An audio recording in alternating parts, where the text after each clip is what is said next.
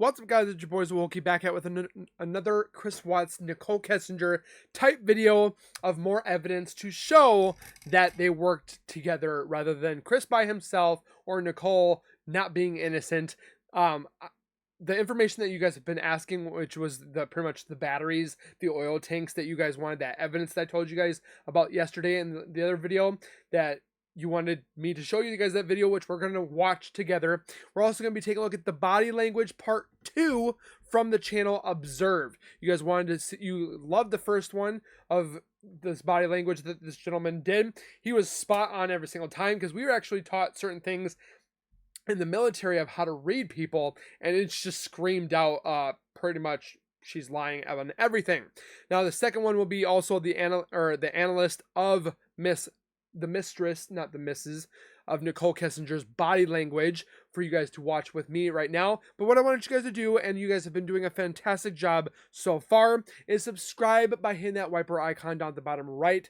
Hit the bell icon next to it so when I do post videos like this one, you'll get that little ring notification that I've posted that video. Then you guys can watch, comment, like, and share. And again, thank you so very much. We just hit 21,000 subscribers, and it's all because of you guys. Let's get to 22, 23, keep on going to 100K, and it's all, again, all because of you guys. So thank you so very much. With that being said, let's get into the first part of this, which is the actual evidence to show there's no way this could have been done alone, let alone why the reasons that Nichol Kessinger was also involved as well. So let's take a look. They found those children in tanks that were nearly full. And as I have learned from you, the full capacity of these tanks is somewhere between 600 and 700 barrels of oil. That's a lot. That's a lot. So let's just say nearly full is 500, correct? Yeah, exactly. And, you know, the strange thing to me is openly available, you can find the production rate of that well, and at its best, it was producing about 200 barrels per month. So it leads me to believe that, you know, the oil probably wasn't completely drained out by whoever put the girls in these tanks. You know, they probably shifted the liquids from one tank over to the other one, opened, put it in, and then shifted the liquids back to the other side. That requires quite a bit of technical knowledge, and it does take a certain amount of time.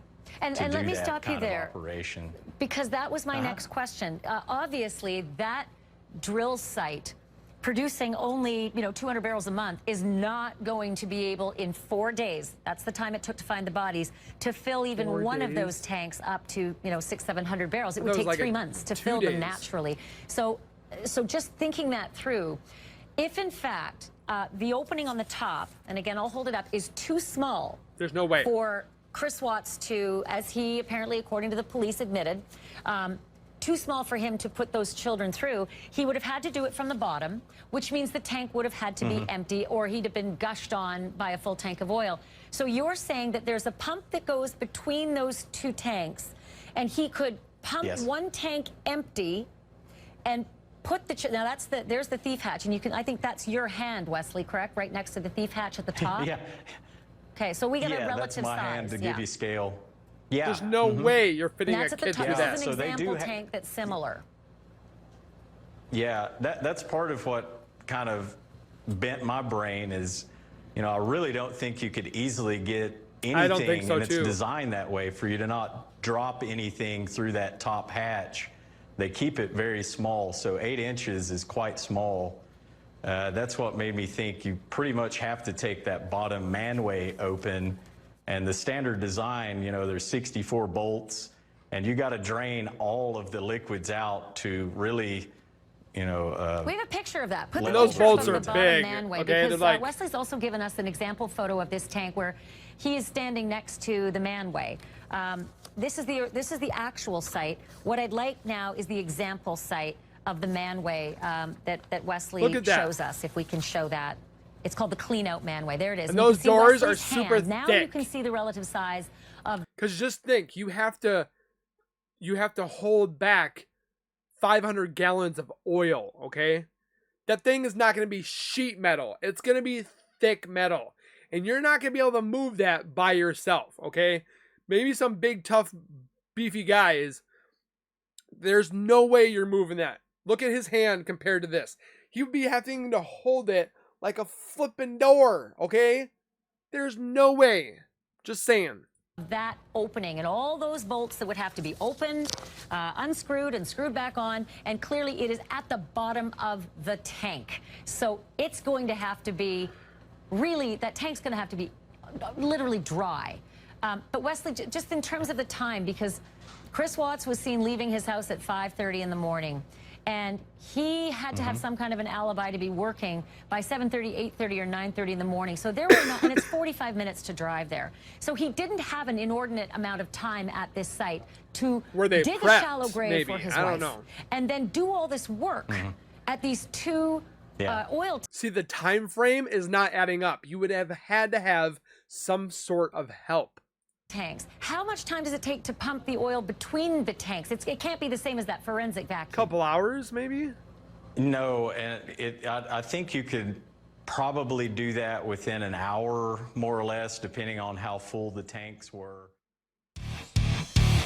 So it just goes to show that he had to have had help. I don't know what more evidence for that. We're going to find even more evidence eventually, but let's take a look at the body language of this channel Observe. I would make sure that you guys watch part 1 of my video, which will be linked down in the description. She's having a really hard time with it. I knew she would, and she's like, can you make the wake on Saturday? And I was like, I'm really hesitant to leave the house, and I didn't tell her that, but I was like, I don't know, I'll try, and I'm gonna go, but I'm not gonna tell her until it's like right before I have to be there. And she. So what did she reference that? Just is Chris the guy? I'm more interested. No, she didn't even ask me if she was just like. She's like, I don't know what's going on. She's like, you can see it. Okay. So you mentioned on your text before you were coming that there was other information that you thought of that was important again? Yeah. More info? Yeah, when you get so sidetracked. I'll look at this, will you do that? And then I'll show you where it is. Yeah, show me where it is. She keeps putting her face in her hands. That is a common sign of weariness or tiredness, but it's also a common blocking thing. Think of it this way. Micro expressions and micro gestures can play out, but then you could also see the full-on expressions and gestures. Now, say you see something that you don't like to see. What do? You close your eyes or you cover your eyes. This could be towards something gruesome. This could be towards something that you're afraid of. This could be towards something you don't like. And it can portray itself in a full, like, oh my goodness kind of thing, or eye blocking or closing your eyes or anything like that. But in the smaller field, it can be something as a prolonged blink or anything along those lines. This can also be in relation to deceit. If a person is telling a lie and they know they're not supposed to say it, then they will block themselves off subconsciously. And this will come out in the same blocking gestures. So say, for instance, you block your eyes. You could also do like an ear touch or even cover. You could do a mouth cover. All of these things that are sensory receptors for you in this way that you block, those can be signs of you blocking out deceit. So is she blocking out deceit here? Maybe, but there's not enough to be able to say that that's what's going on here. I just thought it was interesting, and I'm going to keep watching from here. Watching here, like I will just say. You guys talk a lot. Oh yeah. She is like not right here. So first she sends me this, and she's not even asking me about him. She's saying he looks like her ex. That's when she first brings him up. She doesn't even mention me at that point. I don't even think she realizes it's the same guy. Like legitimately. I think this girl is so wrapped up in all the stuff that she's got going on right now that I don't think it's even processing. I know what he just looked at. You He can looked just tell at by this, the way that she like the cracking of the knuckles. Talk. That's what I'm guessing. See, I mean, I cracked my knuckles. Because I asked her to not talk to the media, and it happened to be the day that her dad died, and I'm sitting here trying to comfort her. Is this your best friend? His face. Yes. This girl is like, no. Well, I don't know, Nicole. From everything else that I've seen from your body language, I don't think this girl is your whole world, and I don't know that you would really qualify her as your best friend. But that's really not important to this. I don't care what her relationship status is with all of the people around her. Exactly. I care about her relationship and how everything played out with Chris. This next part is going to be her presenting some irregular speech patterns. Also another possible sign of nerves or deceit in the case of Nichol. Nichol presents irregular. So is this a phone conversation or is this a text conversation? No, this happened over the phone, and he told me that that was when I had said, hey, when you go to North Carolina, I really think you should try to fix things with your wife. And he kept asking, well, what about us? And I was trying to kind of take a step back and see if he would fix things before attempting to pursue things with me, because I wanted to know. This is fascinating and something that is important to note. She verbally says that she takes a step back and she non-verbally leans back. That means that in her mind, that connection is there. When she says that she's putting space between something, she physically does that thing. So on that previous time where she leans back and does this exact same cluster that we saw, that's fascinating. That means that she really is trying to put space between her and that thing. Just a fascinating thing to be able to make note of in her nonverbal patterns. You could also hear some of that verbal stuttering as she's either processing and trying to recollect, or she's trying to come up with a lie that is believable. But if all of these things he's saying, like, yes, we're getting separated, and yes, you know, all of these things that he's saying are happening, I wanted to know that it was like, you were doing this like you said you were prior to me coming in your life, and it had nothing to do with me, you know. And so for me it was like, I really wanted them to fix it. I would have just did left not. The situation. She's full of caca-poo-poo. I don't believe that's true. I don't think she wanted them to fix it. I don't think that she wanted to leave the situation. I really do feel like she had some form of involvement in it, largely based off of not only what we've seen so far, but also during that time, her pitch changes a lot. She does that same sort of disinterested, detached pitch pattern that we saw in earlier points of possible deceit. These are all pointing me in the direction that she doesn't feel as she's saying she feels towards things. She's also now started a blocking gesture, again with her arms being crossed tightly in front of her, creating a barrier between her and the person that's more or less bringing harm to her. And even though he's not physically bringing harm to her, psychologically this is a stressful situation, and subconsciously you'll see that in blocking gestures as the subconscious mind perceives harm and blocks you from it. And him mentioning that they were going to be divorced. Why do you think it's important? Because so after that he was like, she's the one who called the realtor, and I remember I was like, damn, that was fast, because I knew she did not call the realtor. It was actually Chris. Told me like we were going to put the house up, but they said he was like, we didn't know how much to offer for it, and we were kind of trying to find somebody. And it like, so for the first few weeks that I hung out with him, he kind of like dragged his feet on, hey, this is happening. And then after North Carolina, he's like, yeah, she wants to put the house up, she's the one that called the realtor. And I was like kind of taken back, not necessarily at the speed of it given how long he said. He called first, then she continuously did it with the realtor, but they were actually moving like a few blocks down the road. They wanted more of a rambler home instead of that 2-story home that they had. So that is a complete lie that she just said right there. They've been separating, but the fact that she did it like the day after he supposedly sat down and had a conversation with her about, hey, do we fix this or do we not fix this relationship? I don't like that the footage is a little bit desynced. It's making it difficult for me to see nonverbal misalignment with gestures to words, but from the rest of it with her tone and everything else, I'm still getting a good enough read as to what's going on. I don't like the tonal frying that she's doing. You can kind of hear it when it comes out, like you could hear the tightness in the throat. Yep. That will come out in times of nervousness. I noticed it here where I didn't notice it before in her nonverbal baseline that we kind of established. So while the rest of her tone sounds more baseline based, it still has this odd strain to it that indicates some nerves. She's really uncomfortable with this situation, to be expected, but let's keep watching to see if there's anything else that sticks out. Okay.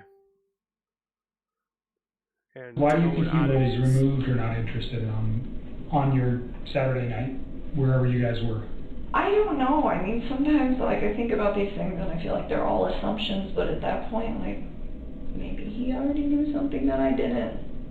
I don't know. But it was just a complete mood change where he just didn't even seem that interested. And I was like, okay. And I was like, well, we don't have to do that on Wednesday if you don't want to. And he's like, no, I know I need to get it done. And I was like, all right. Okay. You know, because I wasn't going to, like, force him to do it. If he doesn't want to do it, don't do it. Just say no, you know. And I was like, and for me, I was like, I was just offering to help because it's like, I know what a tedious task it is trying to find a new place to live. Right. She gave him a key. So during that time, she starts using this odd verbal pattern with a lot of likes and you knows.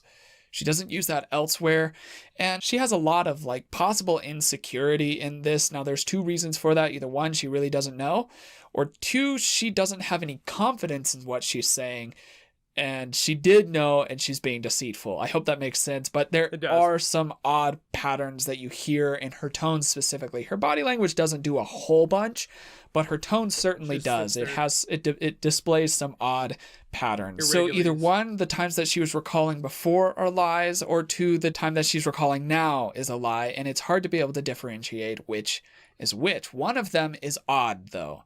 One of them is not true. I'd be more likely to believe that this would be the truth, because a lot of people use likes and ums and you knows when they're trying to communicate and they're trying to think of what they're saying and how to say it, whereas the times before would be more likely to be deceitful because of the verbal patterning that displayed. I want to keep watching this and see if there's anything else that continues to affirm this picture that we're getting, that she is perhaps a little bit more guilty than we originally were led to believe. Okay. Nichole's pitch and gestures spike.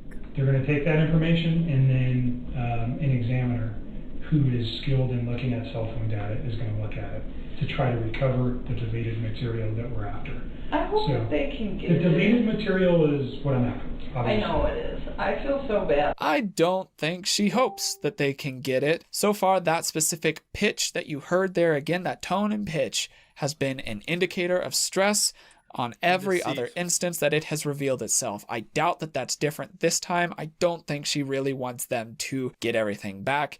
No. But, I mean, what else would you say in that situation, regardless of your guilt or not? Would you say to them, yeah, I really don't want you. I hope you find nothing. I hope you can't get it. I hope it's gone. I hope it's gone like I deleted it to be. Because that would seem awfully suspicious. So when she's saying, I hope that they can get it. I just don't buy it. I don't buy it. Yeah. I agree. I did that. I didn't even, honestly, like, that's not even what I was thinking about. I was just did not want, like, any presence from him. So you're okay with us doing... Blocking shame gesture there. This could be in relation to her shame of being involved with Chris, or it could be a blocking gesture in relation to deceit. I think she enjoyed Let's keep watching. Take the whole phone. Just take it. Because I feel like we've been trying to do this. I'm going to put all data on here just for ease, okay? So read that and make sure you sign it, that you understand that we're going to take all the data. Once I have all that stuff, I'll get your phone back to you. Okay? That's okay. I mean, I'm not even going to use it anymore. I'm going to just use this. Okay. I'm going to still get it back to you as soon as we're done. Okay. All right. So next week sometime maybe. Okay. Or the weekend. And usually people indicate their phones down because they're trying to hide something. I, 10 times out of 10, will put it up. 1, because I don't want to wreck the screen. But 2, I have nothing to hide. So my screen stays up instead of being down. Just saying. After or something. That's kind of what I was seeing in that situation. There's nothing really to add at this point. I was able to resync the footage with the audio. There's going to be some more glitches in the actual video footage itself. You'll see what I mean. A lot of this was pretty unusable, so I'm doing the best that I can with what was offered. Let's keep watching. Okay. Or deception. Okay. So what you're doing now, let me ask you about the text with you and Charlotte. Yes.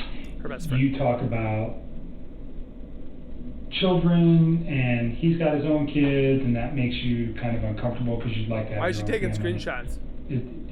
Put that in context for me. Is that a fair statement the way I'm saying it?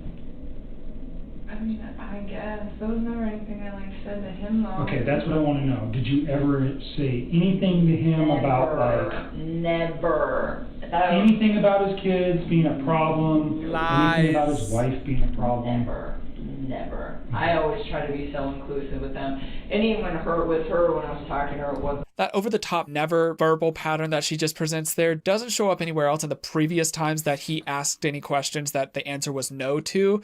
I find it odd that she's so adamant about this one. Yes, now, exactly. There's a couple reasons for that. Either one, it really is true, or it really isn't true and she's overcompensating. That seems to be more what the pattern would lie in from everything else that we've just observed. So during this sort of situation, I feel like she probably did say some things to Chris about this. In fact, I'm fairly certain that she did, yes, but that's just because of her nonverbal communication. Let's watch the rest of this. Okay. That his kids were an issue. It was just, this man already has a life. Should I go build my own? You know, yes. with somebody who hasn't done that yet. And then she was the one that was saying, you know, I was engaged once and it didn't work, and now I'm engaged again, and she's trying to tell me, like, it doesn't matter, like, I'm on my second time of going through this, and she's like, I love this man very, very much, and she was saying, like, he's not gonna love you less because he's already... She's like pushing away the spotlight on her by talking about her friend again. We don't care about your friend. We care about what you said. Been through marriage once and been separated and already had kids. Like, he's not gonna... Those references were never made to him, though, about children. Never. So Charlotte, that's who you were talking with. Yeah. I'm not so certain about that. Once again, that Never. it comes across as overcompensating, does it not? Does it not come across as an odd pattern compared to everything else that we've seen everywhere else throughout all of this? It never shows up. It just doesn't show up anywhere else until this point where he asks a very important question, and then this shows up. He's asked other important questions before, and it seems as though every time that an important question comes up, there's some oddity to her answer. And that's the case in this as well. She just presents this odd verbal pattern that I don't find to feel genuine. It comes across as compensational. It comes across as she's really trying to sell that she never said anything about that. I find it odd.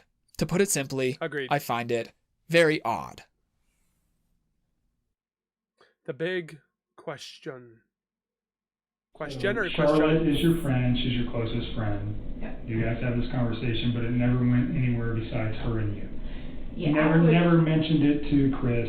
You never said anything about your kids, or his kids, pardon me, damaging your guys' relationship. No. Nothing like that. Never. And I mean, and even in that, it wasn't like I never said his kids were a problem. It was just like, he already has a life. Like, I don't know about that. So in light of what's occurred, though, what I'm trying to make sure is that there was never a conversation that you guys had that he might have thought that you were saying, I can't be with you if you have kids. I wouldn't be with him if I couldn't. Okay. So I'm just making 100% sure that that is... See what he's doing? Okay. Like, He doesn't even... I really want you to pull these texts because all the stuff I've been telling you will, like, sync up. And I hope we can... I haven't been very it lucky doesn't. with your phones yet. There's been nothing but a pain. So this one's coming with me. Okay, I think... Jeez. I know. That was a pretty important question that was asked there, and she did her normal pitch change that we've heard before in other points of stress, and she also put a little bit of space between her and the person asking the question. Once again, another point of stress. I can never certainly say that a person is lying. Nobody who reads body language and is trained to detect possible deception can ever positively say that somebody is guaranteed to be lying. However, we can get pretty damn close, and I'm at that point that I feel pretty damn close to being positive about her lying. There's a little bit more for us to watch, and we'll talk about it. Nichole's level of commitment. It wasn't even really the kids. It was that, like, he'd already been married before, and I was just like, she didn't care. I don't know if I, like, am in a long-term relationship with this guy. Is that something he would eventually want? Because that's something, like, I would eventually want. You know?